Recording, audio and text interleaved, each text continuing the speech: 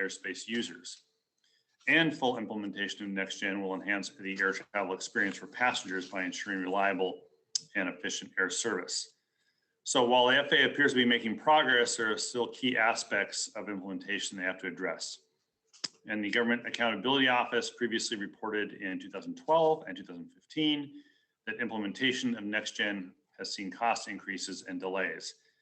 In February, in fact, I worked with Subcommittee Ranking Member Garrett Graves, the Committee Chair Pete DeFazio, and Committee Ranking Member Sam Graves to ask the FAA about the status of Next Gen implementation. And the purpose of this roundtable for subcommittee members is to hear from stakeholders about where modernization and implementation currently stand. It is important for members of the subcommittee and Congress to understand the status of FAA's efforts and the input from stakeholders. It's also important because knowing where FAA is now will inform where FAA can and should go in the future in terms of Next Gen. So what I'd like for us to discuss today in part is where the FAA is in relation to the recommendations from the Department of Transportation Inspector General report issued in March. The IG report found shortcomings in management of Next Gen programs and that the FAA's current estimate of end state Next Gen benefits to be about $100 billion, which is $113 billion less than the 2007 estimate. So while that estimate shows less benefit, it is important to note that the estimated $100 billion in benefits still far exceed the total projected cost of Next Gen through 2030, which is $36 billion. When it comes to benefits, so the IG report also found that FAA has not transparently stated Next Gen benefits to date. And as a result, stakeholders do not have a clear view of how investments in modernization will translate to quantifiable benefits to operations. And lastly, the FAA continues to encounter delays in implementing things like the performance-based navigation procedures, or PBNs, as we call them. The final report issued 3 recommendations the FAA has concurred with and has already begun implementing. That the FAA should publish metrics that measure performance. The FAA should develop and implement a process whereby interim adjusted benefit projections and interim implementation analyses are incorporated to support prioritizing Next Gen programs. And third, the FAA should regularly update stakeholders and provide a risk-adjusted Next Gen benefit projection. So I'm looking forward to hearing from the FAA and other groups present today to answer 2 basic questions. What about these modernization attempts is making the US airspace safer? And second, what do FAA, Congress, and the stakeholders need to get the full benefits of Next Gen? Finally, I want to ensure there's a continued collaboration between FAA, stakeholders, and the workforce to implement these modernization efforts. I look forward to hearing from today's participants. And with that, I want to turn it over to Ranking Member Garrett Graves for any opening remarks. Garrett? Thank you, Mr. Chairman. I appreciate you having this roundtable today, and I want to thank Chairman DeFazio as well. Mr. Chairman, Next Gen, most folks often say that it dates back to 2007, but the reality is it goes all the way back to 2003. We've spent somewhere around $9 billion over that 18-year period. And as you noted in your opening statement, where we are today is certainly not anywhere close to where it was anticipated when this program began. While I don't often quote our distinguished full committee chairman, I think he's referred to this as never gen a few times. And unfortunately, I think that he's right. We've got to get this program back on track. The return on our investment has been incredibly unclear, as numerous reports have indicated. I'm going to go through a few of those in just a minute. The FAA has set expectations, they've made promises, and unfortunately, those promises have not been delivered upon. Now, it'd be easy to sit here and exclusively blame the FAA, but the reality is that Congress has some culpability as well in regard to irregular funding streams, in regard to government shutdowns and other challenges. Bottom line is, and I think that Chairman Larson and I share this, is that we've got to get Next Gen back on track. We've got to have a clear understanding of the objectives, and we've got to ensure that we're implementing the best technology, because it certainly has evolved an awful lot over the last 18 years in both the IT space as well as in the aviation space. Both the GAO and the Department of Transportation's Inspector General have done numerous reports back in 2012, well before I came to Congress. The GAO says that the three air traffic control programs with the largest cost increases, totaling more than $4 billion, are key to ATC modernization. The Inspector General in 2014 said underlying programmatic challenges, such as the lack of an executable plan for coordinating among multiple programs, unresolved complex technical and operational issues, and ineffective collaboration with industry, effectively plagued the program. In 2016, the Inspector General said 8 of FAA's 15 ongoing major system acquisitions experienced a cumulative cost increase of $3.8 billion beyond the original estimates, with delays ranging from 7 to 174 months, an average delay of 51 months. Mr. Chairman, as you well know, no one would stand for this in the private sector, and we're the steward of taxpayers' dollars, and we shouldn't stand for it as well. As the chairman noted in his opening statement, in March of this year, just a few months ago, the Office of Inspector General said that the FAA's most recent business case model projects total next-gen benefits to effectively have a reduction of $100 billion over the original estimate. And yes, Mr. Chairman was correct in stating that it still does demonstrate a positive cost to benefit ratio. But how in the world can we have a project or a program that has a $100 billion reduction in benefits over the 18-year period? We've got to, I'll say it again, we've got to get this back on track. Modernizing our air transportation system is vitally important, but it's also critical that we get it right and we learn from past missteps and mistakes so we don't repeat them moving forward. This was one of the reasons for the 2 congressionally mandated reports that were in the FAA reauthorization bill in 2018. And we're certainly waiting for that second report. The first one was submitted in the annual report on the return on investment, but I'd like the FAA to update the subcommittee on the status of the second report that was actually due in April of 2019. The report is vitally important and will inform the decisions by the FAA and the Congress in the coming years. To all participants, I appreciate your joining the discussion today and look forward to hearing how you believe the FAA can best deliver this much needed and long promised benefits of the Next Gen program. Thank you, Mr. Chairman. Yield back. Thanks, Representative Graves. I want to provide an opportunity for the chair of the full committee, Representative Fazio. Pete? Thanks, Mr. Chairman. I'll be very brief. One of my first hearings when I came to Congress with Norm Mineta as chair of the Aviation Subcommittee was about modernization of the air traffic control system. I don't think we called it Next Gen back then. We went out on a little trip later that year to see the air traffic controllers workstation of the future being produced by Lockheed Martin. Of course, that never happened. And here we are, 35 years later. I've been here a long time, and the end is not yet in sight. You know, we need to hone in on this. I have some very specific cost beneficial objectives and get them done. That's it. I'm looking forward to hearing from the panel. Thanks. Thanks. Could you clarify, was the end of your tenure not anywhere in sight or the end of Next Gen? Just curious. It's a different roundtable. You'd like to hear on your side of the aisle when that is. They got a target on me, but I won't say, Garrett. It's a different roundtable. Garrett, is Sam on? You know? I don't believe he is. Okay, that's good. Thanks. Then we'll move on to the panel. Just a reminder for members, if you could use the raise hand function to help me call on you. And this is a roundtable, so we're just going to go alternating Democratic member, Republican member, and it'll just be in the order of as I see your hands, so not like a hearing. But we do have a great panel, and I'm going to introduce them in order of how they'll present. We'll first hear from the Honorable Eric Soskin, who's the Inspector General from the DOT. and I see he's here. Then we'll hear from Terry Bristol, who's the Chief Operating Officer of the Air Traffic Organization, or what will be referred to as the ATO from the FAA, and Pamela Whitley, who's the Assistant Administrator for Next Gen.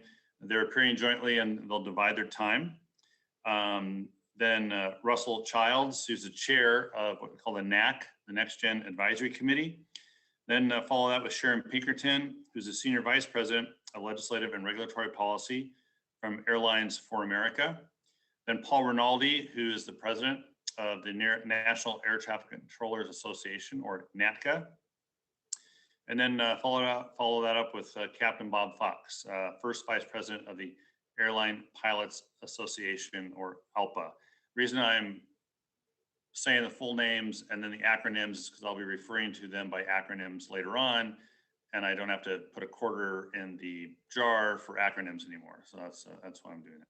So, and then we'll open up for questions. So with that, let's first hear from Mr. Soskin, the IG from the DOT. You got about 5 minutes. Chairman Larson, Ranking Member Graves, Chairman DeFazio, colleagues on this panel, and members of the subcommittee.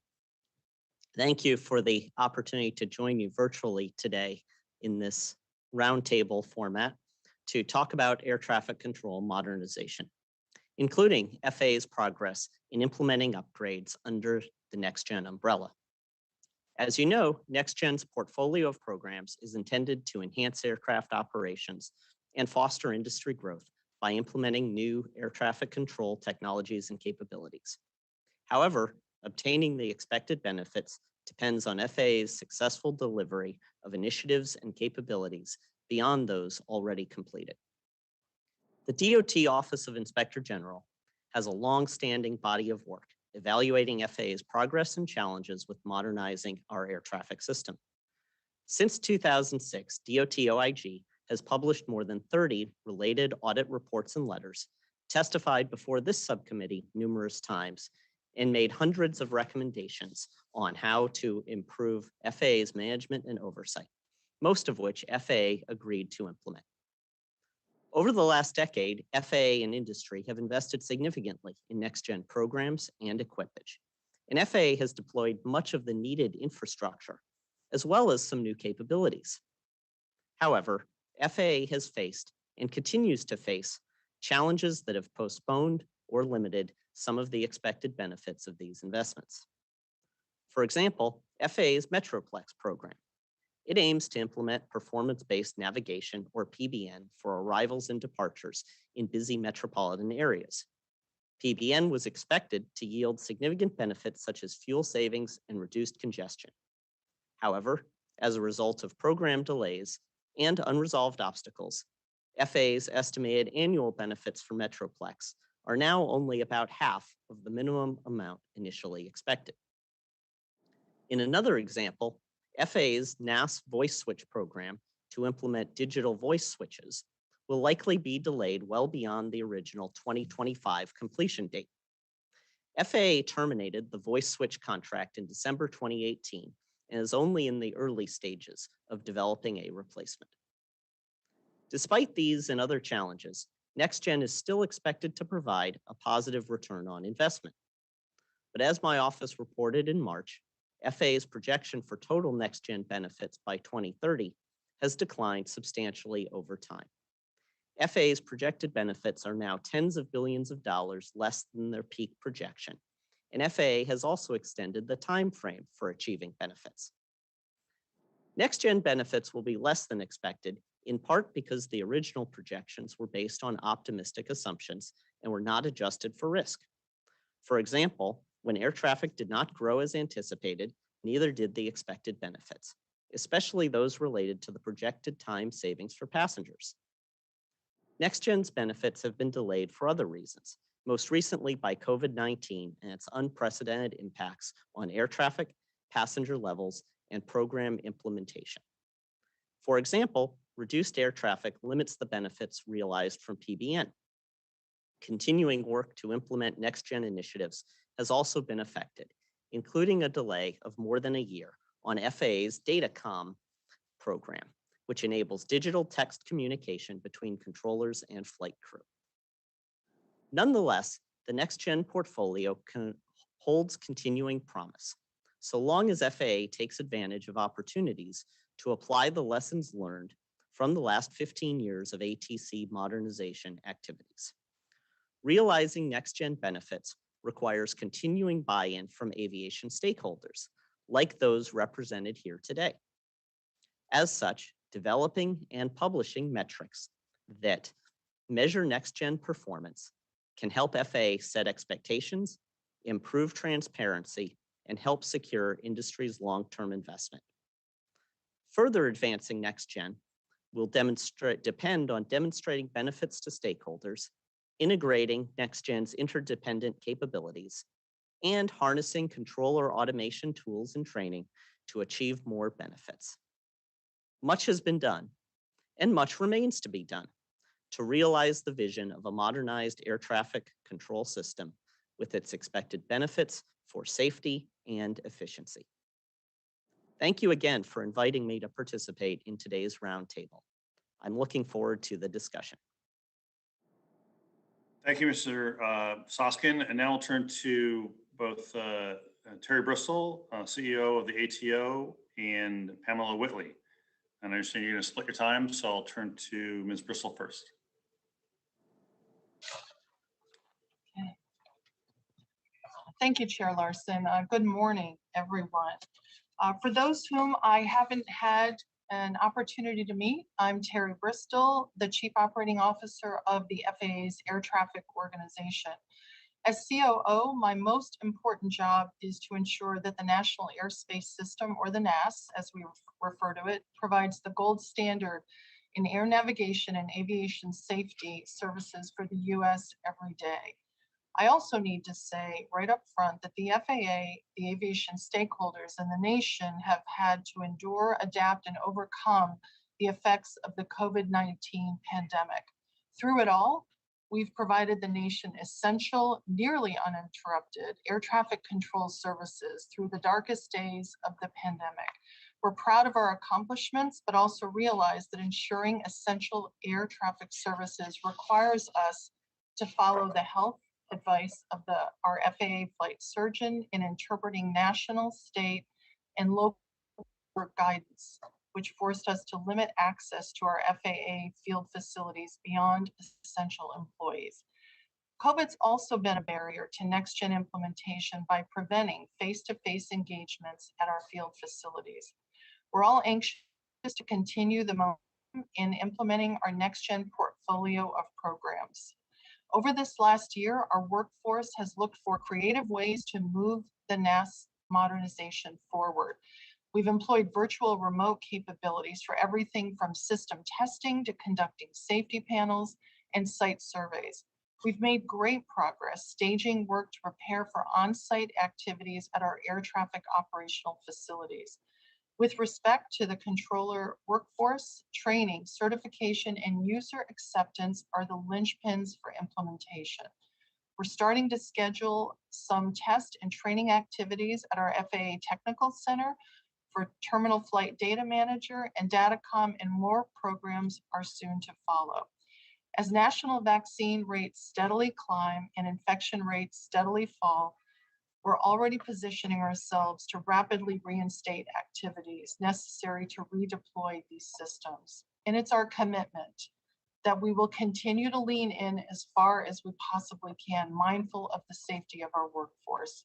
There's still much to do to achieve all of the modernization benefits of Next Gen, and we're eager to fully operationalize Next Gen, and we fully encourage stakeholders to equip to the MCL level to achieve all the benefits that are possible. We will never take our eye off the ball to ensure that this complex national airspace system remains the gold standard as the safest, able to accommodate a host of new users, and the most capable airspace system in the world. So thank you. Thank you. And before Ms. Whitley speaks, we have a special announcement from Garrett Graves. Thank you, Mr. Chairman. Mr. Chairman, I just want to quickly make mention that Ms. Whitley and I share a hometown And she is a product of Southern University, a great institution in Baton Rouge, and just want to welcome her here today and urge everyone to pay a special attention, because clearly with that kind of background, she's got some great wisdom. Ms. Whitley. Well, thank you, Ranking Member Graves. Good morning. My name is Pamela Whitley, and I am the FAA Assistant Administrator for Next Gen. It is good to be with you today to provide an update on the progress we have made with the implementation of the Next Generation Air Transportation System, or as we all know it, Next Gen. Next Gen is delivering a modernized air traffic management system for the National Airspace System, which we refer to as the NAS. This modernization is making our system safer and even more capable of accommodating air travel now and in the future. Government and stakeholder collaboration has allowed us to put in place the majority of the Next Gen foundational infrastructure on our way to a more dynamic system. This infrastructure includes 21st century technology that enables digital communications between controllers and pilots, precise navigation of aircraft, near real-time surveillance showing aircraft position, along with advanced automation. All of this is operational today. Our focus now is getting these proven capabilities in the right places. To highlight two of our major accomplishments, we have fully deployed ADS-B out capabilities, and data communication tower services are available at 62 major airports. Continued progress and delivery of Next Gen benefits will only be possible through consistent engagement with our stakeholders. We have been successful using the 30-member Next Gen Advisory Committee as our forum for collaboration. These individuals are asked to help us get a consensus view of industry's priorities and to help gain support of their organizations to commit to necessary actions. An example of successful collaboration is the publication of the Next Gen Minimum Capabilities List, referred to as the MCL, which resulted in a common understanding of the relationship between Next Gen capabilities, air carrier investment in aircraft equipage, and benefits. Because this recommendation is directly related to industry's investment in equipage, I believe it will be recorded as one of the most important recommendations we have received from the NAC. Next Gen has delivered $7 billion in benefits to date, and we forecast benefits to grow to approximately $100 billion in the 2030 timeframe. Benefits growth will continue with expansion of Next Gen capabilities, with air carrier investments to increase Next Gen equipage in their fleets, and with greater usage of Next Gen capabilities. In summary, to date, our Next Gen modernization efforts have delivered 21st century technology that makes our system safer and more efficient. Collaboration and support of this committee has been essential to our Next Gen accomplishments. The FAA remains committed to leveraging new and innovative concepts and technologies to continuously modernize the U.S. air transportation system. Thank you for your time today and for the opportunity to provide this update. Thank you, Ms. Whitley. And turn now to Chair Russell Childs, or Chip Childs, he goes by, Next Gen Advisory Committee. Chip. Thank you and good morning, everyone. I'm Chip Childs, President and CEO of SkyWest and Chair of the NAC. I've been on the NAC for the past 6 years and nearly 2 years as Chairman. I had the privilege of taking the Chairman position just prior to the pandemic, so much of our work has been virtual. Still, during this time, we've made significant strides to advance the Next Gen priorities and advise the FAA. Recently, the NAC tackled some of the most difficult barriers to full Next Gen implementation, including developing a next-gen avionics minimum capabilities list, continuing to resolve long-standing avionics issues around data communications, providing NAC consensus on priorities for new performance-based navigation procedures. I believe that with the wide range of equipment across the industry, gaining a consensus on the minimum capabilities list has been one of the NAC's most important contributions. This includes baseline equipage on navigation, datacom, surveillance with ADS-B out, which is complete, and resiliency equipage. The minimum capabilities list is foundational to the joint FAA and NAC understanding of aircraft avionics equipage and the operationalizing next gen flight standards and our efforts to modernize the airspace. Only as we reach the minimum capabilities list baseline will we truly realize the benefits of next gen across aviation. We know that varying avionics equipage or mixed equipage remains one of our largest challenges to realizing a next gen airspace, and we still have many barriers to overcome. There's no silver bullet, but significant financial barriers must be addressed for industry manufacturers and avionics providers to collectively achieve equipage to the baseline minimum capabilities list. Regional fleets are known as a significant challenge, but it's worth noting that major carriers own almost half the regional fleet in the industry. Help with infrastructure spending would provide critical support to help move this initiative forward. Safety remains foundational to our NAC work. The NAC is advising the FAA on many issues that will increase safety, including but not limited to performance-based navigation, which increases safety by employing precise satellite-based aircraft navigation routes and procedures, and data communication, which increases safety by employing digital clearances that load into the aircraft management computers to reduce the risk of misinterpreting voice air clearances. Environment and sustainability are also critical areas of focus at the NAC. The NAC is advising on flight profiles, procedures, and avionics that allow aircraft to use less power on descents and precision satellite-based navigation routings, which will shorten flights and avoid noise-sensitive areas on the ground, resulting in reduced greenhouse gas emissions. 2020 will be remembered as one of the most difficult years for aviation, our nation, and the world.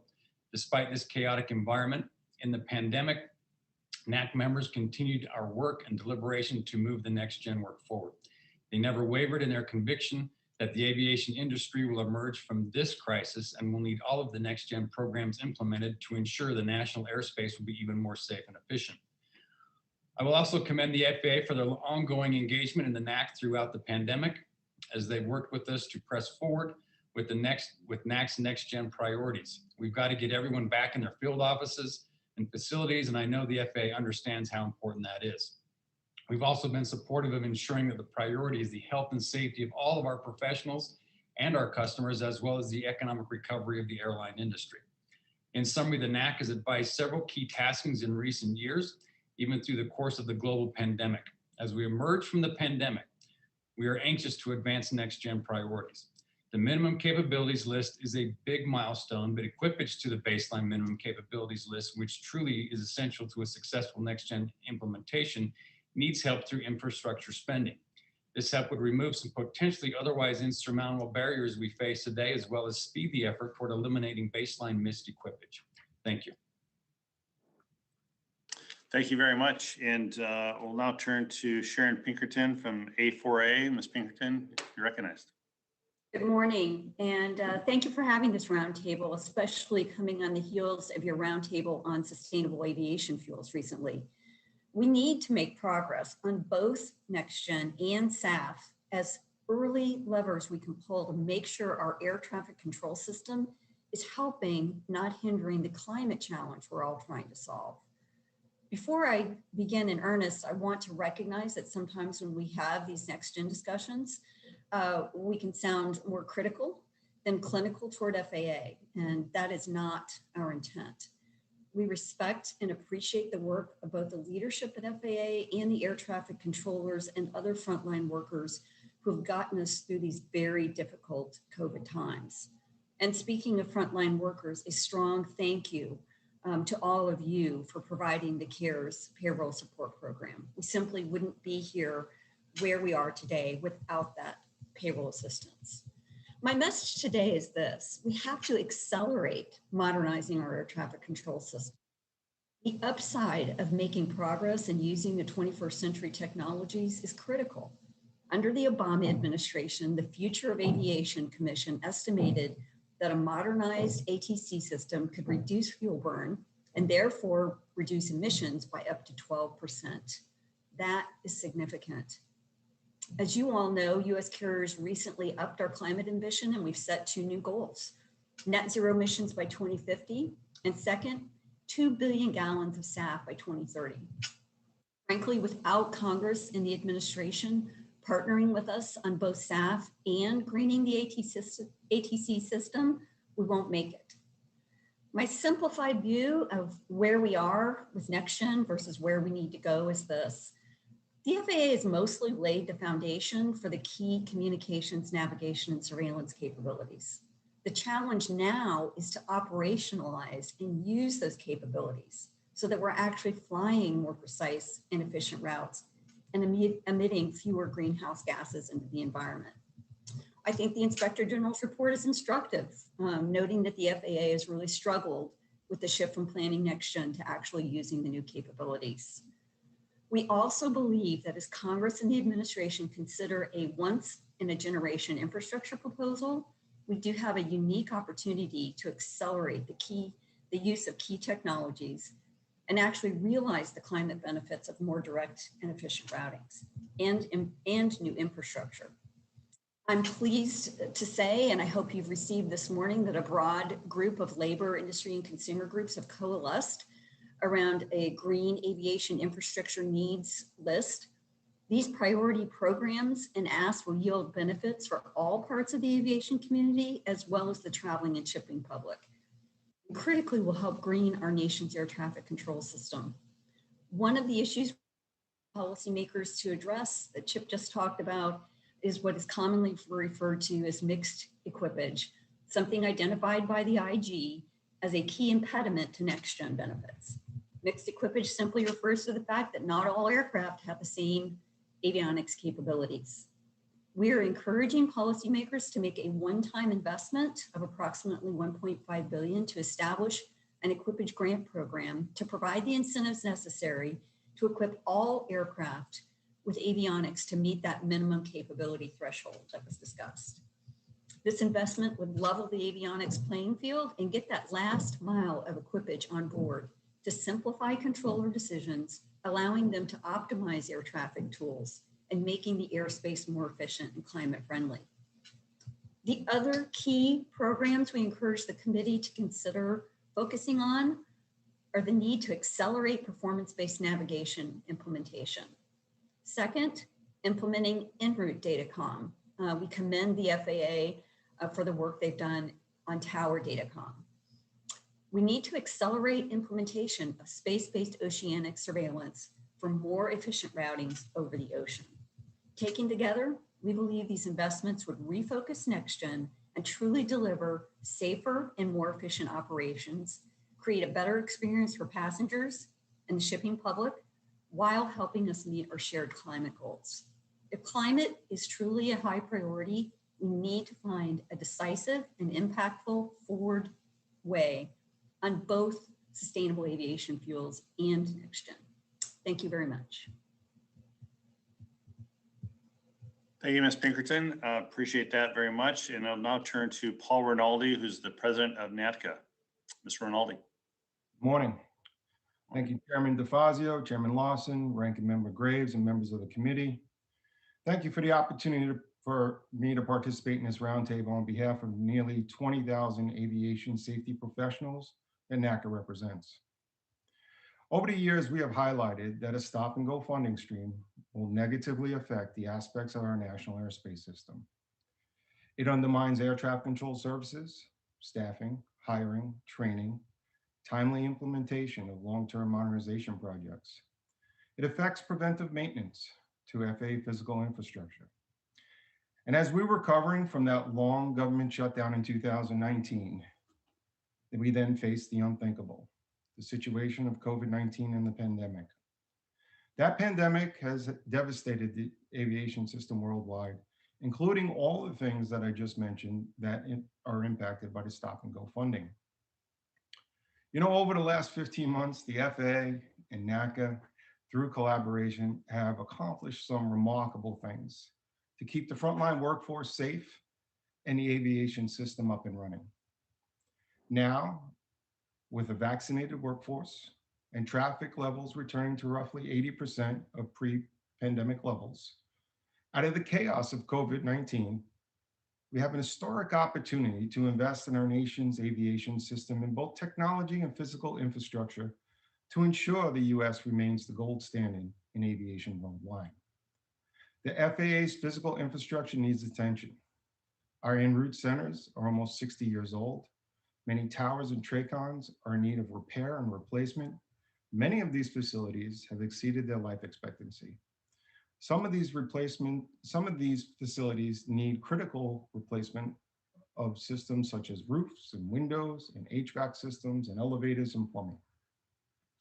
As far as Next Gen, NACA has been collaborating with the FAA for the last 12 years for modernization of Next Gen. We have had many successes and we anticipate many more. Moving forward, our top priorities are to maintain and upgrade our automation platforms, including ERAM and TAMRA and ATOP, which is our oceanic procedures. Some of our other priorities are to replace replacement for micro EARTs, enhancement of long-range radar surveillance, voice communication systems, NOTAMs, support tools in automation and decision-making. NACA strongly supports Chairman DeFazio's Surface Transportation Bill, the Moving Forward Act. I thank you for the opportunity to participate today, and I look forward to the discussion. Thank you, Mr. Rinaldi. And now we're going to turn to Captain Bob Fox, the first Vice President of the Airline Pilots Association. And then just a heads up, the first set of questions will be from Chair DeFazio and Ranking Member Garrett Graves. I'm gonna defer till later. So just get ready for that. Captain Fox. Yes, please. Thank you, Chairman Larson and Chairman DeFazio and Ranking Member Graves and everyone. I want to start by the same thing that Sharon said. Thanks you so much for the payroll support program that was passed, saving thousands of jobs and literally kept those crew members on the payroll, recurrent training, so that now as the flights are starting to come back, they are all in position to bring the transportation system back to where it was and the economy back to where it was. So big thank you there. I'm going to be brief. I'm here today as an operator as I see this. I heard the discussion of how long this has been going on. I upgraded to captain at United Airlines in 2005. I was a user of the system for many, many years until I was elected to this job a couple of years ago, which I am now a member of the Next Gen Advisory Subcommittee. And as you know, Joe DePete's a member of the actual committee itself. We are proud, the Airline Pilots Association are proud to be stakeholders in this discussion. And we thank you for us having us here. We also keep an eye on the ball as things move along to what threats are out there. Threats concerning, do the aircraft have the proper equipment to fly in performance-based navigation procedures? Where are the cybersecurity threats out there? And how is the GPS system being affected by maybe the 5G network and other things? So with that, I'm going to turn it back over to you, Chairman Larson. And like I said, I'm here as an operator today that has flown in the system, especially in the Northeast and on the East Coast for many, many years as this has unfolded. Great, thank you. Just a reminder, folks, this is a roundtable, so we really don't have a 5-minute clock. But you're not on your own. I'll be politely interrupting you, but not gaveling you down. As well, because it's a roundtable, we're not doing it in seniority order. It's being done, except for the first couple, it's being done by when you raise your hand. So in order, I have Pete and Garrett and then Julia Brownlee and Jeff Van Drew. Those will be the first 4. So with that, I'll turn it over to Chair DeFazio, who of course has no clock. Of course. Yeah, well, thanks, Mr. Chairman. I appreciate that. One of the key things is dealing with the minimum separation that we've implemented in right now, Boston and Seattle. I guess you're working on Oakland. This is to Ms. Bristol and Ms. Whitley. When can we expect, first off, when is Oakland going to be completed? And secondly, when and how quickly can we expand this? This is obviously, one key part of potential fuel and cost savings.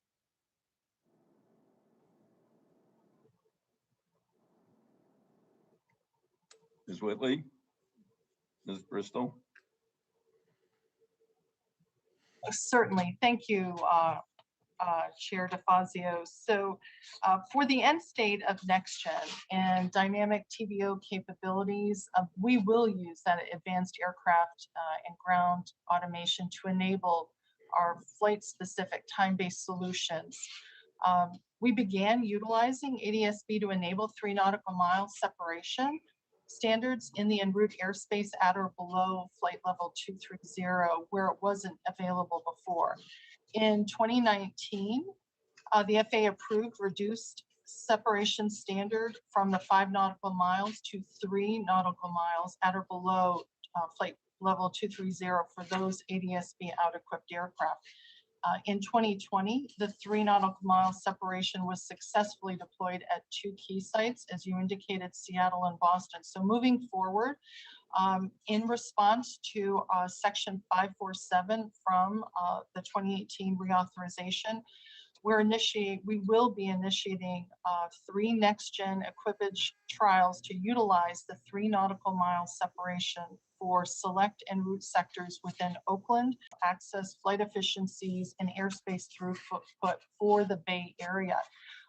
And that will run for a period of 2 years. We'll be assessing that, and then we'll be looking for other opportunities to do the same thing in other facilities across the country.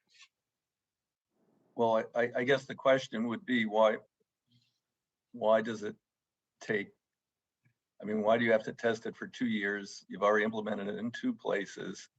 And then secondly, how are we going to deal with the mixed equipage issue? Well, it's a good point, because mixed equipage does certainly it can cause challenges there. The opportunity with doing this as Section 547 will be able to zero in directly on those equipped aircraft and offer them that 3-mile separation.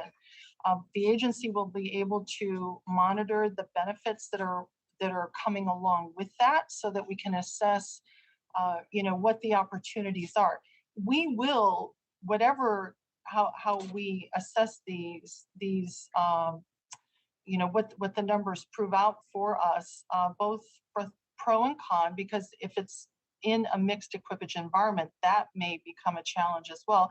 But we'll be able to better see as we step forward where those other opportunities are in airspace where we can capitalize on this more quickly. Okay, so if we had a line of 6 aircraft coming in and one of them isn't equipped, couldn't they just make that one circle and go to the end of the line and observe the longer separation? How are you going to deal with that? And I would want to ask Paul about what he thinks about that too. Right. Well, so what may happen is that they will have a different trajectory, and they won't be in the line that has the reduced separation. They will be doing traditional separation. Okay, Paul, what do you think? How much is that going to complicate the work of your folks? It will complicate it as we look at different levels of separation. We can do it, but we have to change the philosophy, right? We've been at a philosophical first come, first serve air traffic control system to best equipped, best served, but also everybody gets served. So we have to really work on that, retrain that. And as Terry Bristol said, it would be a different path that the non-equipped airplane would take. It wouldn't be as direct. So maybe not circling, but maybe a circuitous route to the approach. Okay, so that wouldn't take any administrative rule or anything. That would just be a training issue. Well, we would need a real philosophy change of best equipped, best served. We don't have that yet. Okay, Ms. Bristol, what about that? When are we going to provide that? Well, that is one of the benefits of doing these trials through Section 547. So that reauth provision really does support best equipped, best served, and helping to promote the benefits of equipped aircraft and taking advantage of these advanced capabilities and procedures in the NAS. So we're very supportive of that. Okay, just one last question, Mr. Chairman, if you would. Ms. Pinkerton, unfortunately, I wasn't briefed by staff before this, so I don't know whether we have had a response to the questions that we sent to A4A on your request for the $1.5 billion for equipage. We had a number of questions and concerns about how you reach that number, what planes would be equipped, when those planes are expected to be retired, et cetera, et cetera. I just don't know if you responded yet or not. Yes, we have, and happy to provide that to you directly as well. But all right, well, I'll get the staff to provide it then. Okay, thank you. Thank you, Mr. Chairman. Thank you, Garrett Graves.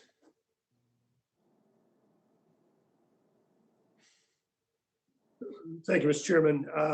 Ms. Bristow, in my opening comments, I made mention of two studies that the FAA reauthorization bill in 2018 required. One of them was a Section 502 study that relates to air modernization and specifically looking at past, present, and future of next generation, the next gen system, and how we're basically going to modernize the national airspace.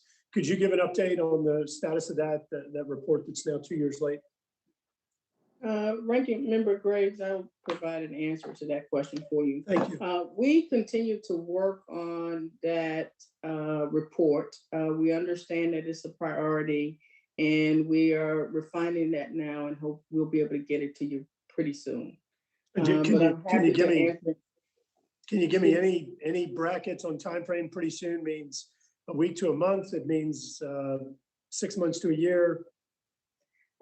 We would think that we would get it to you within the next 6 months. The FAA this month has indicated that I believe they're 98.8% through some of the commitments they made to the advisory committee, the Next Gen Advisory Committee. Can you talk a little bit about, one of you talk a little bit about when were these commitments assumed by the FAA, what the 1.2% of remaining items looks like, and are there any, I guess, new commitments beyond the ones that were referenced in the 98.8% commitment that you all are working on? Yes, so working through the Next Gen Advisory Committee, we work each year on a set of commitments based on the 4 priority areas that we established with them back in 2016, I think it was. So we work in the area of data communications, our surface and data sharing activities, PBN, multiple runway operations, and the Northeast Corridor.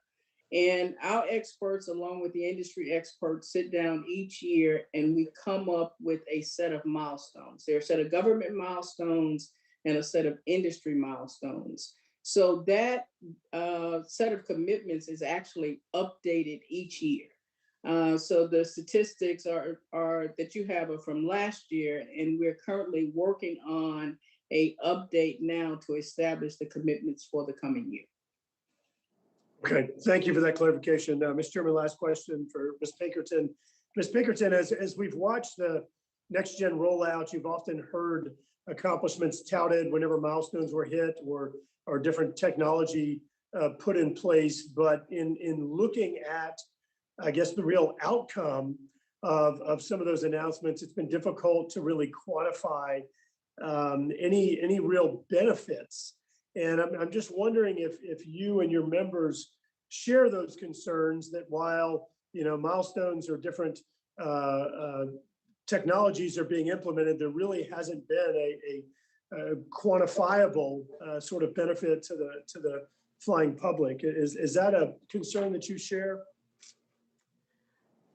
Yes, I would say that is a concern. I want to make clear we have seen benefits in certain areas. For example, you know, Datacom that's been rolled out in the tower environment and it's being used there.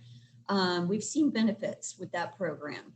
PBN, some of our CEOs I've heard say they're only using those procedures in 5% of their approaches. And so I think, and listen, 4 years ago, we wrote a 3-page manifesto on why we didn't think the benefits were being delivered. But, frankly, we're at the place where we just want to see progress, frankly, and some of these critical programs. So we're less about arguing about, is it 200 billion and 100 billion and getting into the passenger value of time, and more about trying to focus on our priority programs and how we can make progress in having those programs actually be used. And I've actually heard Administrator Dixon say that he understands that as well, that while the foundation of capabilities have been laid, the challenge is to operationalize these capabilities to deliver benefits. Thank you, Mr. Chairman. I'm watching my clock closely there, so I'm gonna go ahead and shut down. But I do just want to say that I think this does cause some concern about the confidence that we have and the industry has in the ability to actually implement the program and realize the benefits. Yield back. Your self-discipline is envious. Now turn to Representative Brownlee and followed by Representative Andrew. Julia, go ahead. Yep. Thanks, Mr. Chair. Ms. Pinkerton, I don't have a question for you, but I just want to thank you for the plug on SAF and agree with you wholeheartedly that SAF and this next gen implementation is critical to reaching the goals we all want to attain. Thank you for your leadership. Yeah, thanks. So to the FAA, I know that this is extraordinarily complex, and I can't say that I fully understand all of the details in order to get to where we want to get, and certainly we want to maintain being the gold standard for the world. So I just want to keep it really, really simple so that I'm clear. So, there's been a lot of shifts in timelines, et cetera, but can you, and I'm a firm believer, you can't get to a place unless you have clear goals and objectives. So I just want to know, when can we expect Next Gen to be fully operational? It's just a simple answer in terms of what you're striving for. What I'd like to just kind of share with you is the foundational infrastructure, which includes the programs that we committed to modernize communication, navigation, and surveillance are basically completed in terms of knowing what those systems are. We continue to manage those programs to deploy them to get them to the right places. So in large part, the concepts are complete. The remaining work is operationalizing it and getting those things implemented in the right locations in the National Airspace System. And when do you think that will happen? What are you striving for? When do you hope that will all be complete? The operational side. The operational side, what I will say, and I'll ask Terry to chime in, it's very location specific. All of our programs have implementation schedules that tell us what sites they're going to and when those capabilities will be deployed at that site. In a big picture time frame, we think in the 2030 time frame, most of the capabilities will be out there and delivering benefits. Yeah, and one of the things that we're focused, we've mentioned operationalizing Next Gen a couple of times now, but the reason it's important is it's not about just publishing a procedure or a capability like a terminal spacing and sequencing or some of these other tools we have. We have to get into our facilities, work with controllers, and help it to stick. I mean, I have the utilization numbers for PBN procedures today. We've got 9,600 PBN procedures that are in the NAS today out of 21,000 procedures that pilots can use in our system. We track those utilization numbers.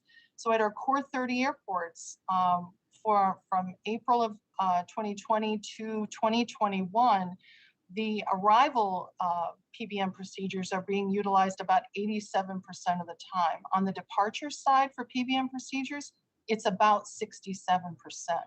So, you know, what we're trying to get in and make sure is that as we deploy these additional tools, controllers know how to use them. Where you are in the NAS matters. If you have adjacent centers, if you're sitting in Cleveland, you want to work with Washington Center, you want to work with Kansas City Center. And so we're trying to ensure that the whole system is working. We're not excelling in just one part of the system. So it's a pretty complicated endeavor, but these are the things that we're focused on now. And unfortunately, when COVID hit, it threw a big wrench in because we were poised to get out with Datacom en route. We were well on our way. We had 3 centers under our belt. TFDM, we would have been operational last year in our first location, which is Phoenix, and now that'll be next year in the spring. So, but it's really, it's a system of systems and helping people understand how they all work together to get the most out of it. Yeah, I get all of that. I really do, and I know it's extraordinarily complex. And I'm not trying to oversimplify the complexities here. I'm just really trying to get at what FAA really does believe that they will be fully operational. So, but I hear you, and I just want to ask one other quick question, Mr. Chairman, and I will yield back. And this is to the Inspector General. Since the implementation of the Southern California Metroplex redesign, I've heard from many of my constituents about aircraft noise in their neighborhoods. This, I'm sure, is going to be an ongoing issue. But my question is, does the OIG's analysis of economic impacts on Next Gen include any assessments on noise impacts? Thank you for the question, Representative Brownlee, and for raising the impacts on your district. I think my mother actually used to live in your district in Thousand Oaks a number of years ago, and so I'm familiar with some of those noise concerns. Now, in our work, we have recognized the impact of noise and noise concerns in our Metroplex implementation audit, and recognize that's been one of the sources of delay for procedures and Metroplex benefits. We haven't done any work specifically on the issue of noise at this point. So I don't have any details about the value or impacts of noise to share with you. Okay. And just if you've done any auditing, I yield back, Mr. Chair. Thanks, Thank Julia. you. Yeah. Thanks. We're going with Jeff Van Drew, followed by Steve Lynch. Jeff, Representative Van Drew.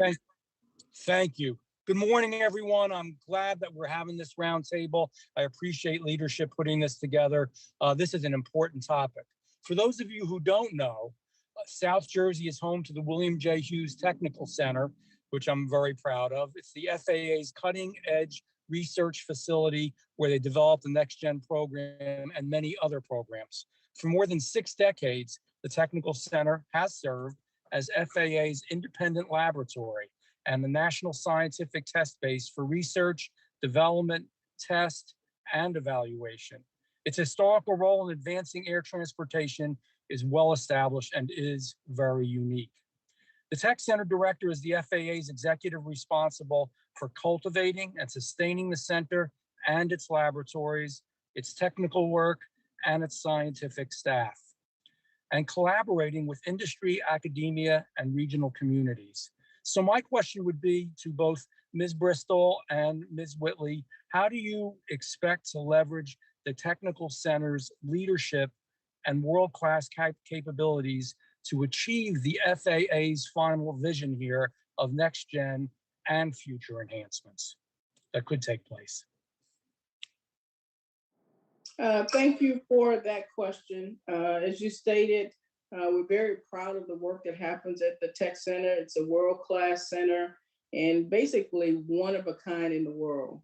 There we're able to do research on new technology, new concepts, we research engines, and the work we've done there has really led to the safety standards that we have today that make our system the safest in the world. We envision to continue to do that. We do work there to evaluate new concepts. Just recently during the COVID challenges, we were able to stand up software testing capabilities that allowed us to do software testing virtually with some of the vendors that are building systems. So we expect that the Tech Center will remain the core of how we actually evaluate technologies before they're completely deployed in the National Airspace System. Yeah. And I would only add to that it really is a premier facility. We travel in the air traffic organization. We bring controllers in for testing on all sorts of programs that we have. We shake those systems down, and it really is a facility where we've been able to do that. And I know that with Pam's leadership, they'll continue to evolve the capabilities at that technical center. Well, I thank you. I appreciate your commitment to it. We are indeed very proud of it and proud of the work that you all do there, and hope to really continue into the future and do and accomplish just some amazing technology and some amazing changes. So thank you so much. Thank you. Is that it, Jeff? That's it. Thank you. Oh, yeah, sure. Okay. I will note, we didn't go this year because of the pandemic, but I would like to get back up to the Tech Center. We do a kind of a mini Codel with members, and they put on a great show for members to show the research from everything from how they clear out the airspace for commercial rocket launches to how they test fire suppression systems and new materials to make planes safer. It's really a great show and tell kind of day, and helps you understand a little bit more about the kind of work and research that has to go into making an airplane fly safely. So we would love to have you. We would love to have you. We'll wait for the signal that it's okay to travel, and we'll do it. Sounds good. Looking forward to it. Good. I want to turn to Representative Lynch from Massachusetts, and then after Lynch will be Troy Nails, Representative Nails. Steve Lynch. Good afternoon, Mr. Chairman and Ranking Member. Thank you so much for visiting the FAA Tech Center along with Chairman Larson and Chairman DeFazio. So I agree, some wonderful and talented people there. However, also refer to it as the scene of the crime. We have Next Gen in Boston, and here's my problem. Right now, the Next Gen process brings all these planes over thousands and thousands and thousands and thousands of flights over the same houses every single day. So the people that are trying to get Next Gen in their airports, think long and hard about that. And maybe my situation will shed a little light on it. My situation is I have a very old airport layout. Boston Municipal Airport, now called Logan Airport, was originally established in 1923. Wilbur was still alive. Wilbur Wright was still alive. Orville had passed away. He passed away young. But the thrust on the aircraft at that time required us to lay out the runways so that it used the maximum wind velocity to get those planes up. We're talking about the Fokker T2. I think it had like, 800 horsepower or something like that. Today, we have a much different situation. We have, you've got 200,000 pounds of thrust in, a 747. So, but we still have the same layouts, and the layouts are over the neighborhoods and over the towns and over the people. Meanwhile, we have an ocean, the Atlantic Ocean, and the planes don't use that. So that's my problem. So I'm asking the FAA to support my effort. I've got a study proposed to look at reconfiguring our runways so they go over the water. It's simple. We redo these runways on occasion. We just did one about a year and a half ago. So we could optimize the use of Next Gen and also give some relief to those long-suffering constituents of mine. I mean, I live next to the airport. I don't think I can escape it. I can tell when the passenger has their tray in the upright position as they go over my house. There's no hope for me, but for a lot of these other towns that are on the runway on the way into Logan Airport, we can help them. And you know what? It's going to help with optimizing the number of flights that we get into Logan Airport. And there are dozens of major cities located on the west and east coast that are confronted with this problem. So I've got a study request in to look at optimizing over the water approach and departure from Logan International Airport. And I would like the help of the FAA to consider that. We got to think outside the box. Otherwise, there's going to be violent opposition to bringing in some of this new aircraft and increasing the volume of air traffic, which we have to do. They're going to shut that airport off, and they're going to try to build an airport somewhere else, which is hugely costly and ineffective. And there's a much cheaper and I think a more satisfying solution by looking at what we're doing right now. So that's all I got in. And look, I know we have some wonderful people at the FAA, and you're trying to do the right thing and make sure, and our air traffic controllers, God bless you. Yeah, I realize you're trying to make things as safe as you can for the flying public. But I also know the FAA is keenly interested in reducing the amount of air fuel, jet fuel we use as a way of saving money for the airlines. And, there's got to be a trade-off here, hopefully for the benefit of the people who live under this air traffic. So I yield back, Mr. Chairman. Thank you. Thank you. Thank you, Mr. Lynch. Appreciate the comments. I'm going to turn now, and I have in order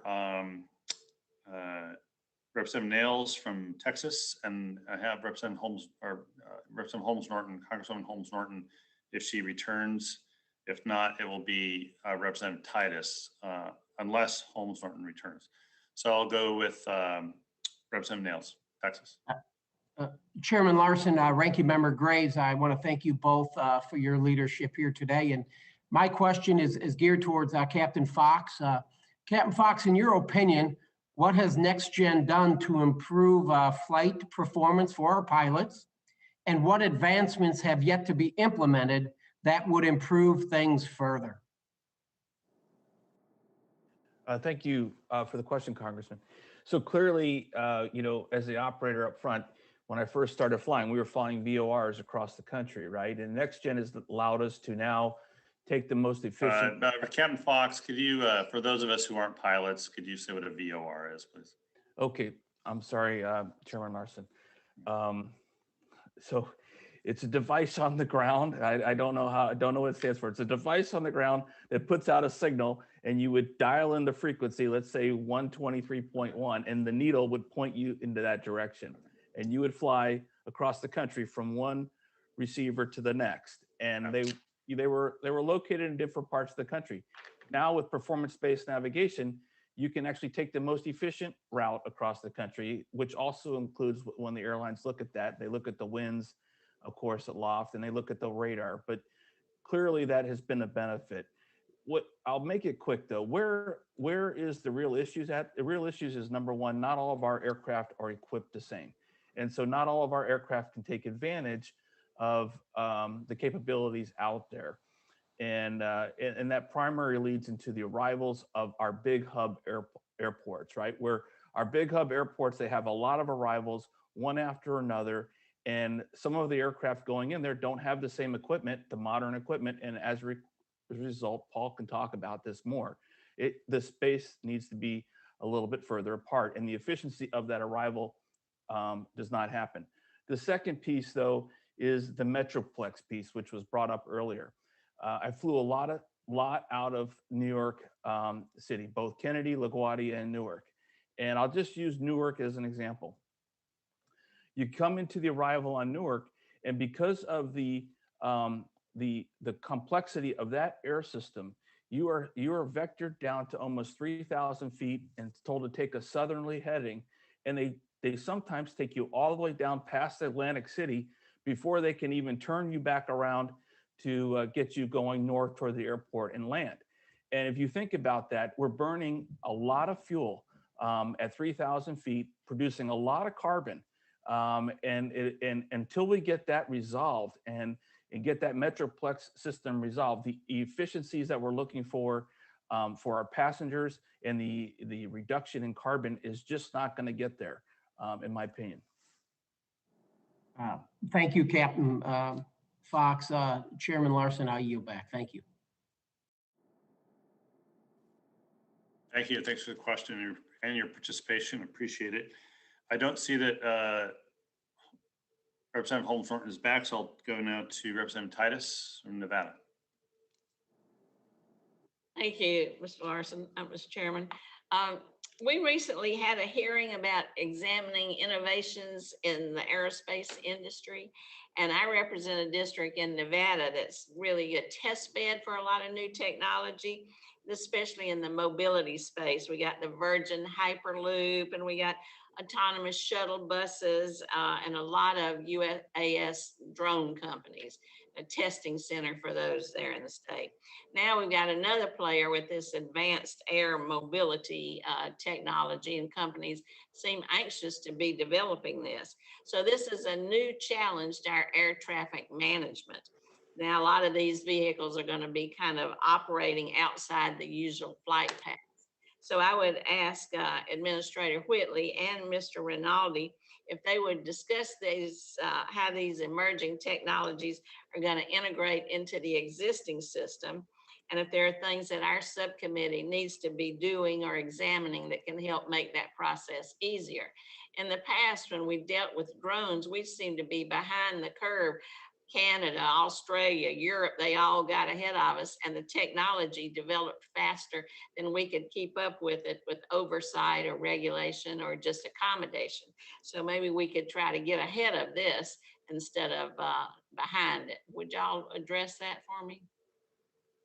Yes, thank you, Representative Titus. We are currently working with the industry to understand their plans to develop new technology. And you mentioned the new types of vehicles. Much of that work requires government and private partnership because they are responsible for the vehicles. The FAA regulatory community will work with them on certification of those vehicles to make sure that they're safe.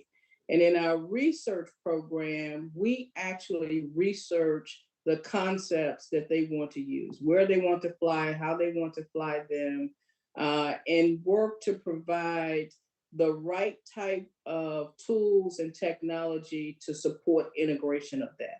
So we would need to know what they want to do in the airspace, when they want to do those things in the airspace, how they plan to use them in the airspace, so we can make sure that we have the appropriate data to integrate into our appropriate system to support air traffic operations. So I'll share with Paul because we've done some demonstrations there to help inform those requirements.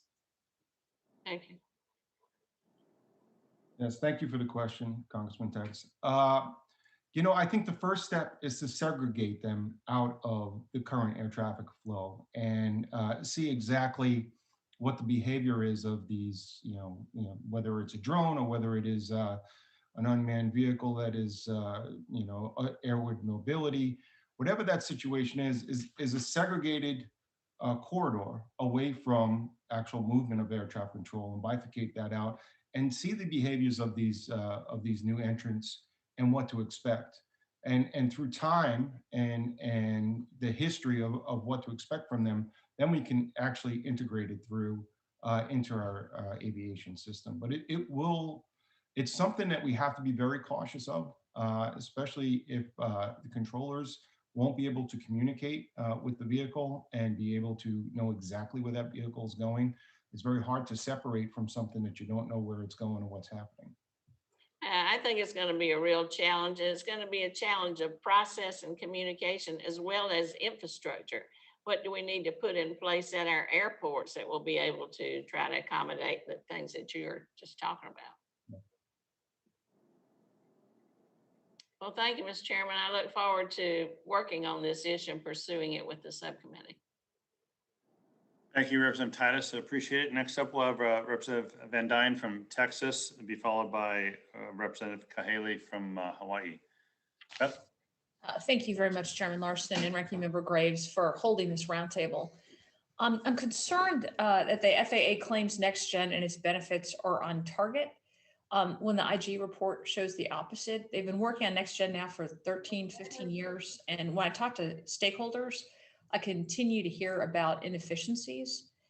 Specifically, the Internal General looked at taxi times and delays from 2008 to 2019 across the NAS for the 24 largest domestic airlines, including American Airlines and Southwest Airlines. American is headquartered in District 24, and Southwest is right around the corner. The Inspector General was not able to identify any clear improvement to NAS operations overall. Instead, overall operations appeared to become less efficient, with average taxi time, departure delays, and arrival delays all increasing over this period. Airlines for America also conducted analysis showing increased block times. While FAA has deployed much of the infrastructure for Next Gen, new capabilities that are expected to generate benefits are not widely used or have yet to be implemented. So I guess a question for Pamela Whitley, if you don't mind. The IG report shows that the FAA claims Next Gen has generated $6 billion in total benefits from 2010 to 2018, split evenly between FAA, airlines, and the traveling public. These benefits represent a small percentage of FAA's overall $100 billion total benefits and are lower than the $9 billion that FAA has already invested in implementing Next Gen. So how did they arrive at those projected benefits of $100 billion cumulatively? Thank you for the question. Our benefits are derived based on the modeling work that we do for the capabilities that we're putting in place. And the formula includes several things that change over time. One would be the traffic forecast. We also have to make assumptions about equipage levels when we do the benefits estimates. The $7 billion to date basically is based on our measurement through the modeling of the capabilities that are in place. And we believe that those things will continue to accrue benefits. The additional things that we put in the system, along with increased equipage and greater usage, is what gets us to the $100 billion estimate. Okay, thank you for that.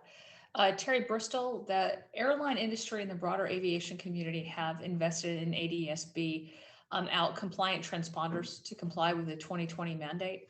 However, additional significant benefits will accrue when air traffic control can identify and authorize ADS-B and capable aircraft to safely fly more efficiently. So would you mind please describing any challenges associated with deploying this technology more expeditiously, particularly at congested airports like DFW? Okay, thank you, Congresswoman. So explain again. So are you asking about ADS-B out, or are you asking a different question? Yes, ADS-B out. Right. So the ADS-B out, we ingest that into our automation systems. So pilots have to have their transponders on, but we can see those airplanes now that are equipped with ADS-B out, and we can see them flying in the system. And in some parts of the country, we can see them where in mountainous terrain, as an example, we previously couldn't see them. So it gives our controllers far better visibility and insight into who's operating. So the question was, do you have any challenges though? Can you describe any of the challenges that you have had associated with the deployment? No, you know what, when it came to ADS-B out, actually that program was completed a number of years ago. Any new program, as it's being developed, you will encounter challenges, but we deployed the ground infrastructure years before the industry were required to equip by 2020. So, I think that it is a very good safety improvement for our controllers to be able to see that all of those aircraft that are operating within their airspace. So right now, Congresswoman, I would tell you that we don't have any major challenges with ADS-B out. Okay. All right, thank you very much. And Ms. Pinkerton, over the past few months, there's been a tremendous amount of discussion and disagreement on what spending should or should not be included in a transportation bill. So I would ask you, can you outline some of the infrastructure investments that Congress could make that would improve next gen implementation and efficiency in American aviation generally? Yes, thank you. I'd like to do that. And I'd like to kind of piggyback off of your last question to answer this question. Because as you know, there was a mandate for ADS-B out. Carriers spent over $1 billion on that. And I agree with Terry.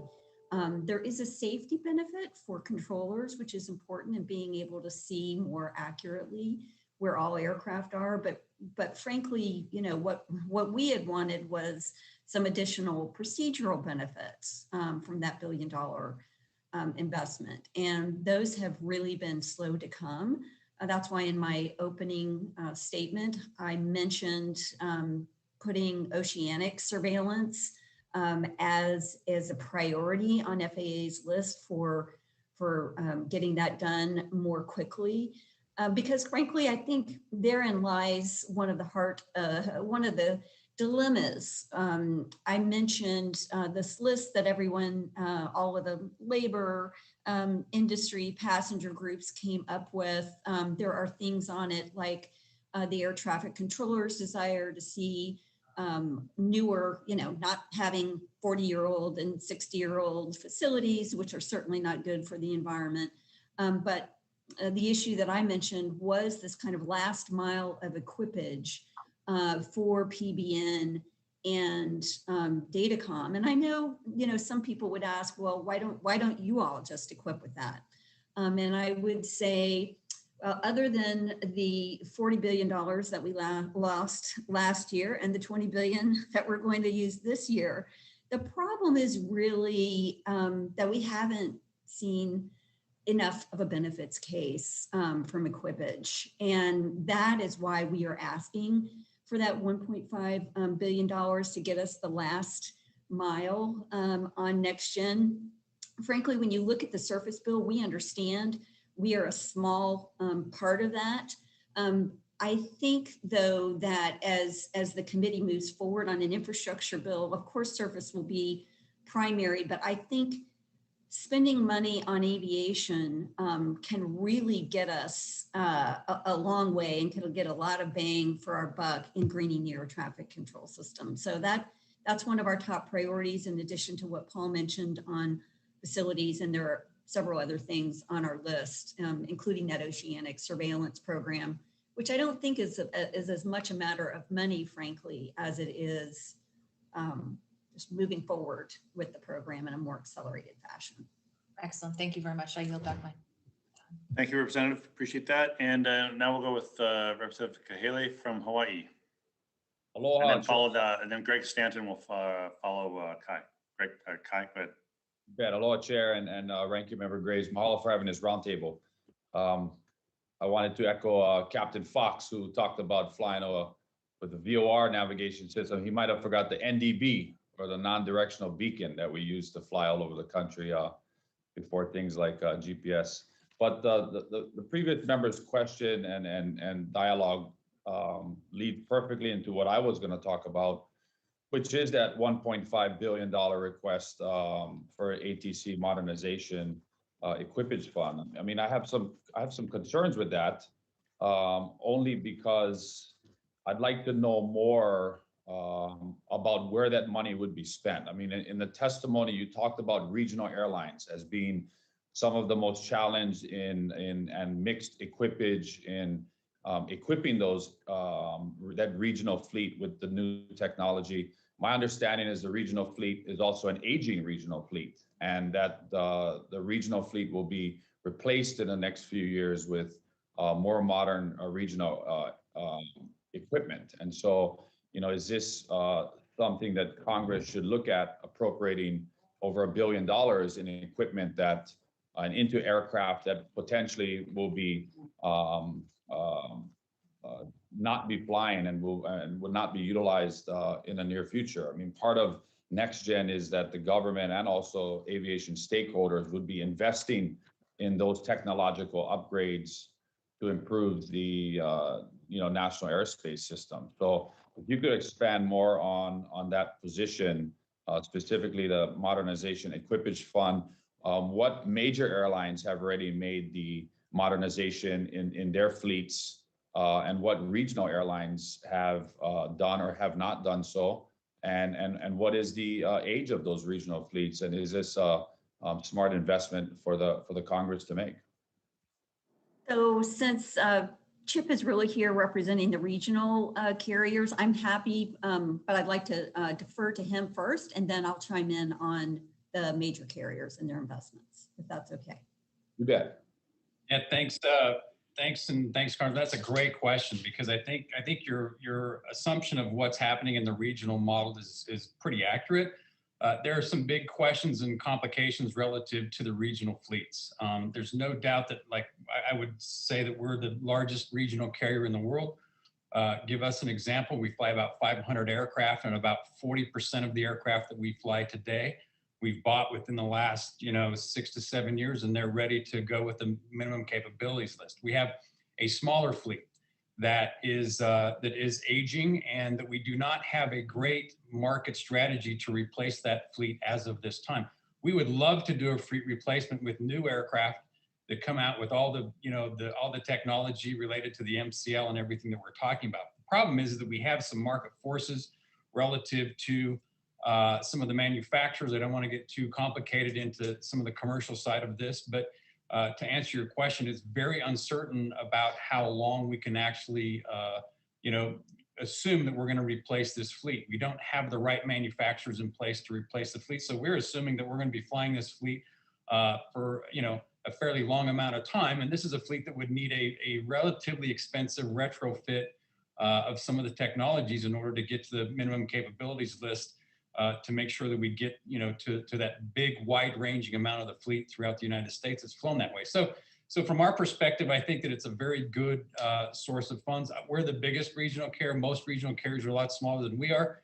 They've suffered a lot through the pandemic, trying to come out and get back on their feet, and an infrastructure, investment into a fleet that has some uncertainty about the longevity of how it's going to fly, and if it's going to have a replacement is in my view, a very key reason why I'm the chairman of the NAC, and something that we work on every single day. Thank you. I had one more question. I don't know if Sharon, you wanted to add in the majors? Yeah, very quickly, you asked kind of what is the ratio. So in the estimate that we developed for equipage, the regional aircraft, there are 1,146 of those aircraft, and the mainline aircraft, there are 496. And I like Chip, agree, this is a good question, and certainly Chairman DeFazio's bill has a cash for clunkers provision in it. I would note that during from 2017 to 2020, carriers took delivery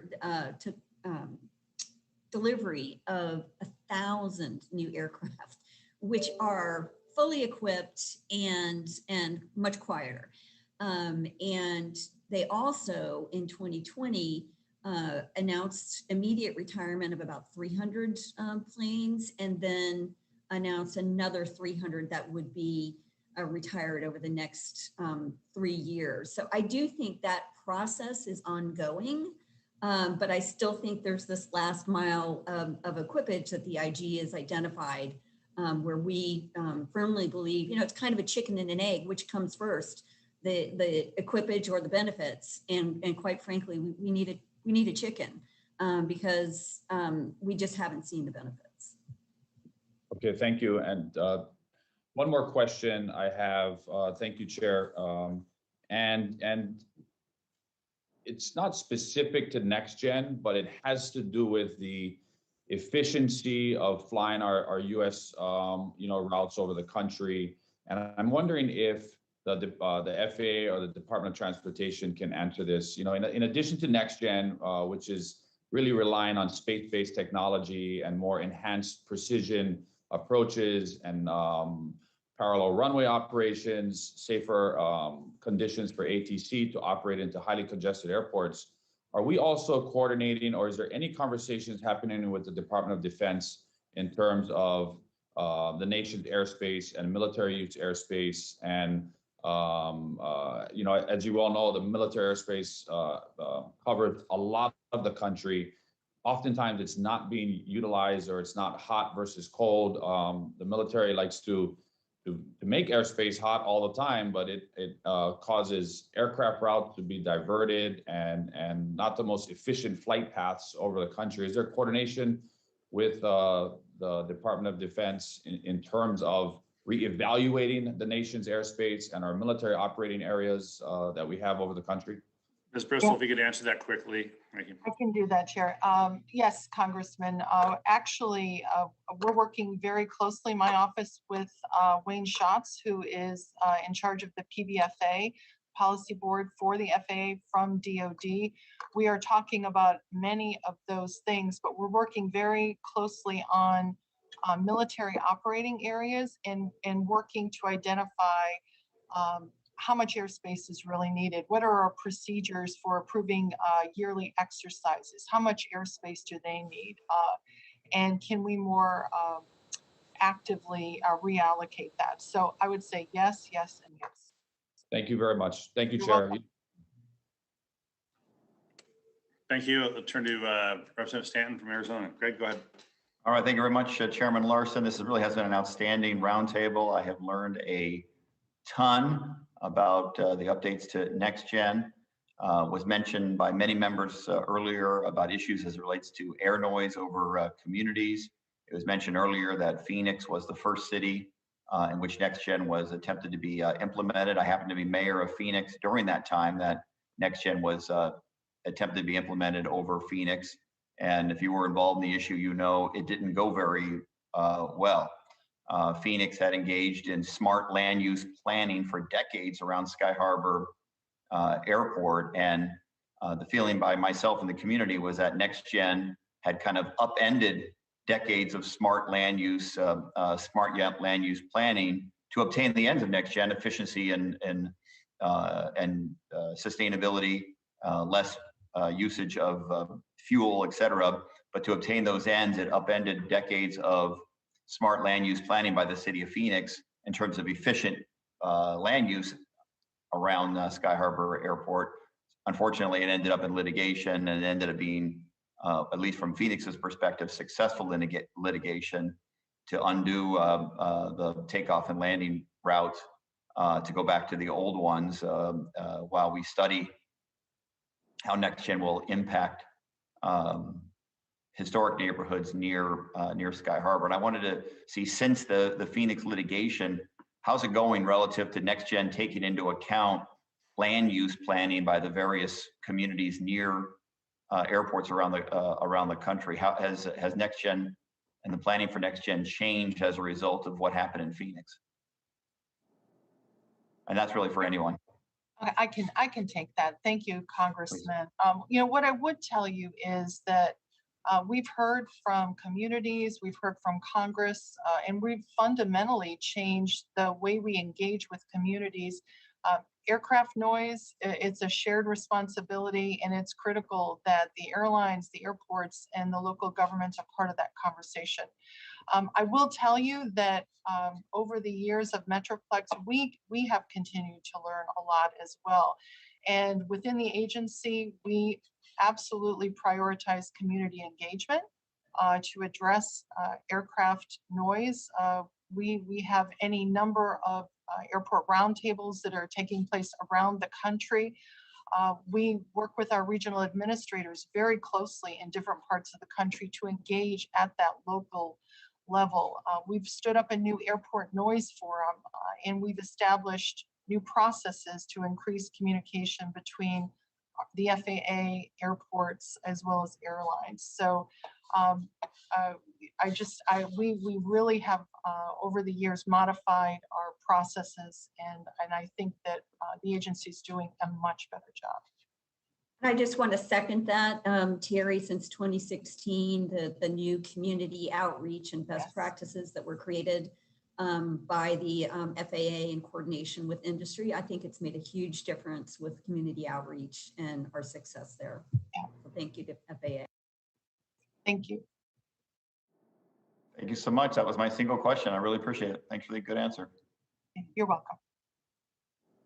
Thanks. I don't see any members left, so I'm going to have some questions to wrap. First is for Mr. Rinaldi, and this harkens back to a question that was asked earlier about PBN use at certain airports at certain times. How do your members make the choices about how to use the PBNs for managing air traffic? Thank you, sir. It's set up to use those approaches unless winds don't alignment do not dictate, or certainly traffic flow or volume of traffic won't dictate to use it. And at times, it's more efficient not to use it. And as far as PBN, as we talk about noise, it's more precise. Representative Lynch is absolutely correct. We hit the same, position at the same altitude every time. And the winners and losers, there's a lot of winners in the noise game, but they don't say anything because they don't hear any airplane noise, but the losers hear a lot of airplane noise. So the FAA, they field a lot of complaints across the country to all these metroplexes when we use these approaches because of noise. So there are times when we try not to use them. There are benefits to using them, and there's certainly benefits at times not to use them.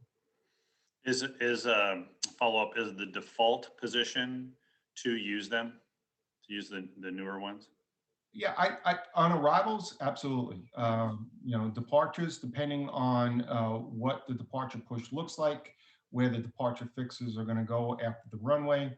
Certainly, depending on winds, the surface, they want to be, they want to depart into the wind.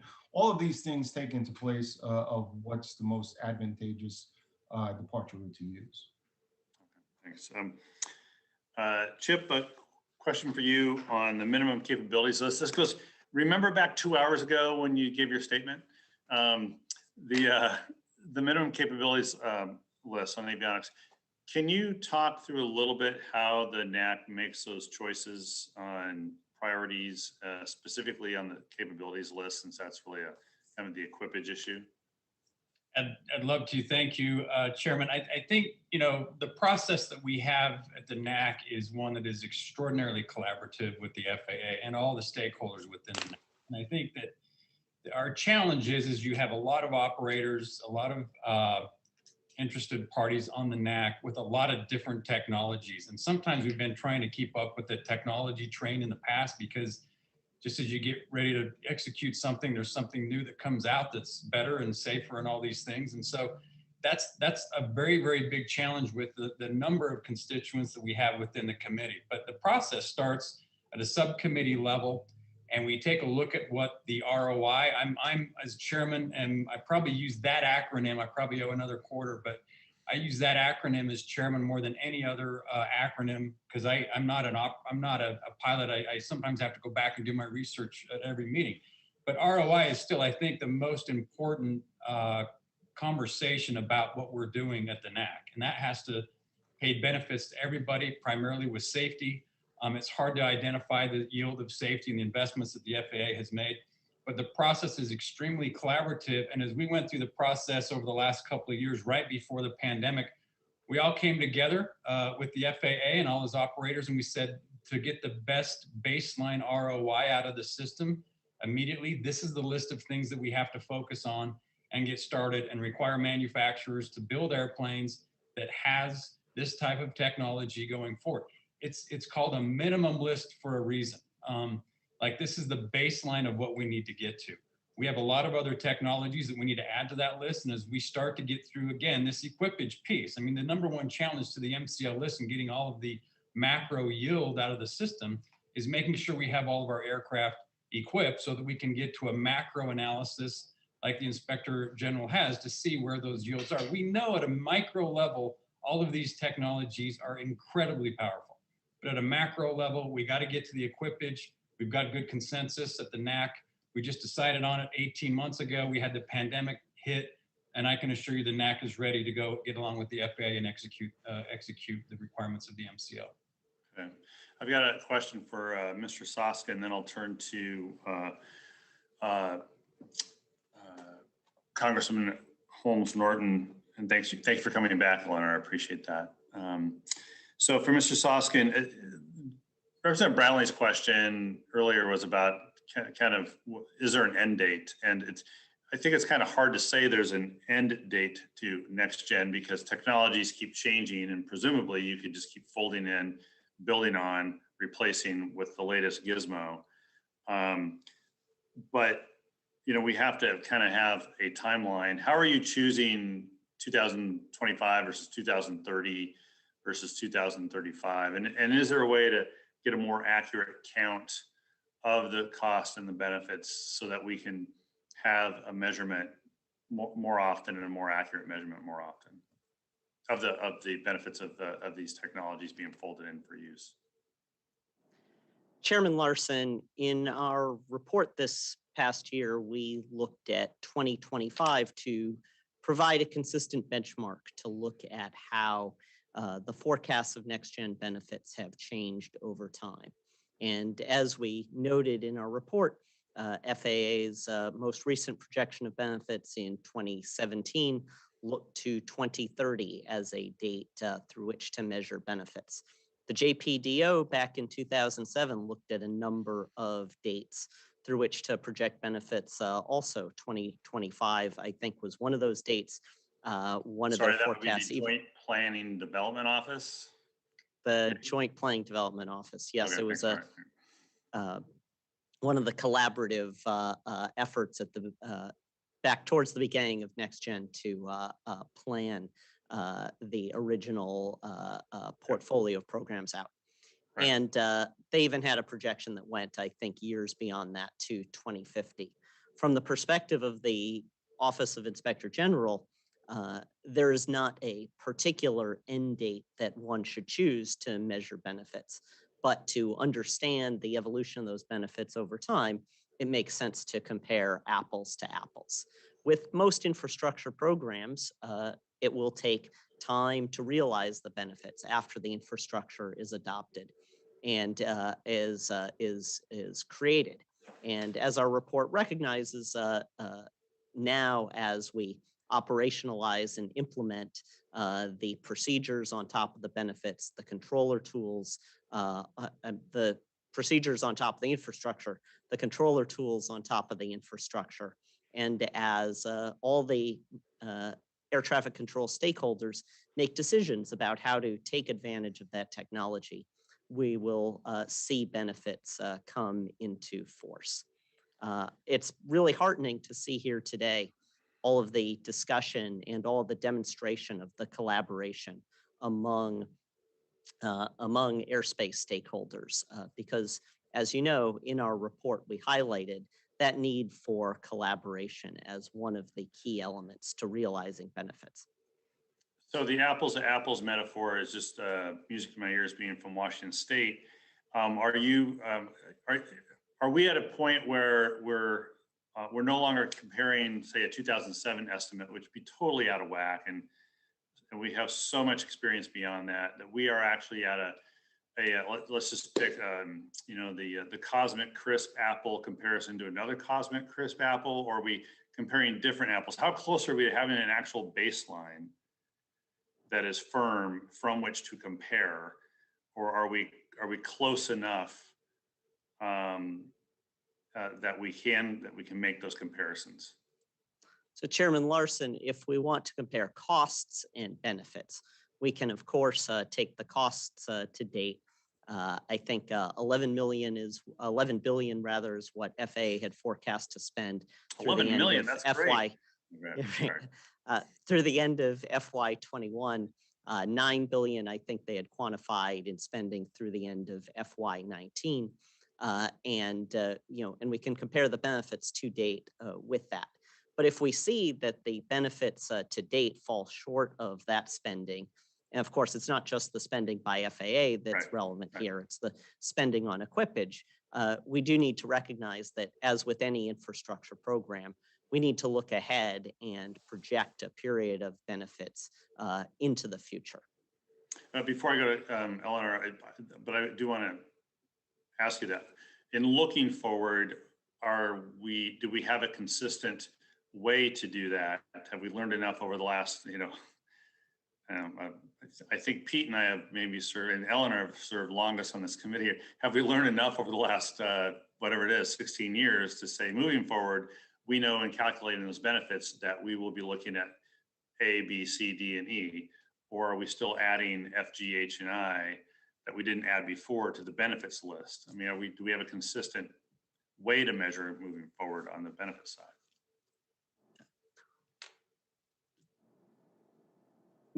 Some of our recommendations that we have made, and one of the principal ones in our 2021 report, look to the importance of having Faa publish metrics and make those transparent and allow those to be used for benefits.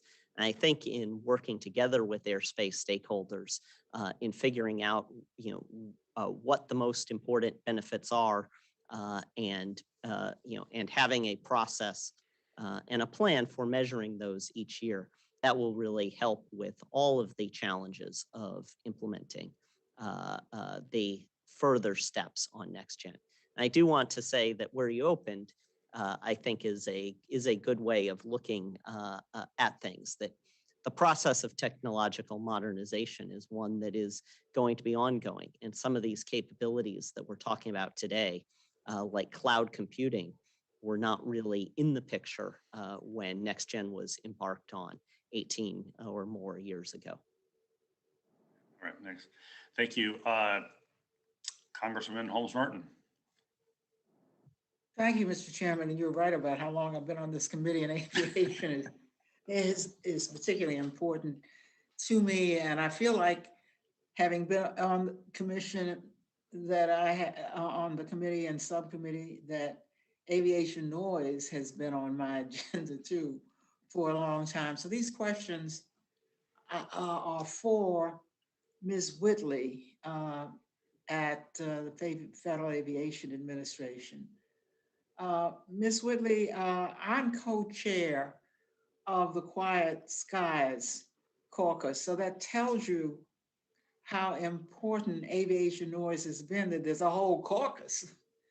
And it is bipartisan on noise.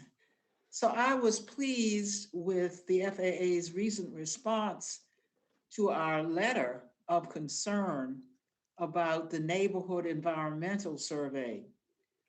But I'm pleased to have you before us because I remain concerned specifically with the FAA's Next Gen project. It has concentrated flight paths without consideration to the people below those flight paths. As a result of Next Gen and FAA's response to mitigating aviation noise, millions of Americans still suffer from sleep disruption, exacerbation is reported of blood pressure, and other chronic diseases. Learning loss in schools has been reported, and economic losses to businesses, which is of course of special concern. Could I ask you, Ms. Whitley, what timeline can you provide for when our constituents will experience relief from the relentless drone of aviation noise? Well, Congresswoman, I can actually take that question. What I would share with you is that, and I had shared a bit before, is that aircraft noise is a shared responsibility, and it is absolutely critical that the airlines, the airports, local governments were all part of that conversation. I hope you can see that the FAA has really worked hard on evolving our engagement practices with communities. We have engaged in countless airport roundtables across the country, ad hoc committees, task forces, technical working groups. Our regional administrators play a critical role in those community engagements as well. We stood up a new airport noise forum, and that is providing real benefit for the cooperation between the FAA and the airports and airlines to identify common issues and challenges that we all need to work on together. Our noise ombudsmen are very actively engaged regionally in various airport. When we start to if we understand that there are noise concerns at particular airports or from community citizens, they get involved immediately. And then we're actively evaluating and moving forward on a number of consensus recommendations from roundtables across the country.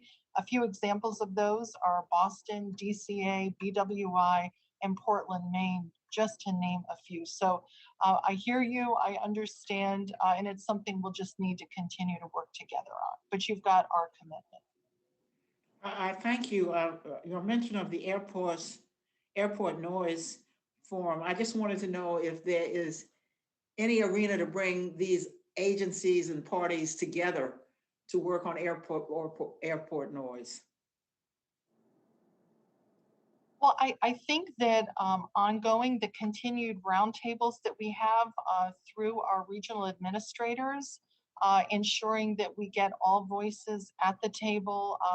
Do you get all of them at the table for that roundtable?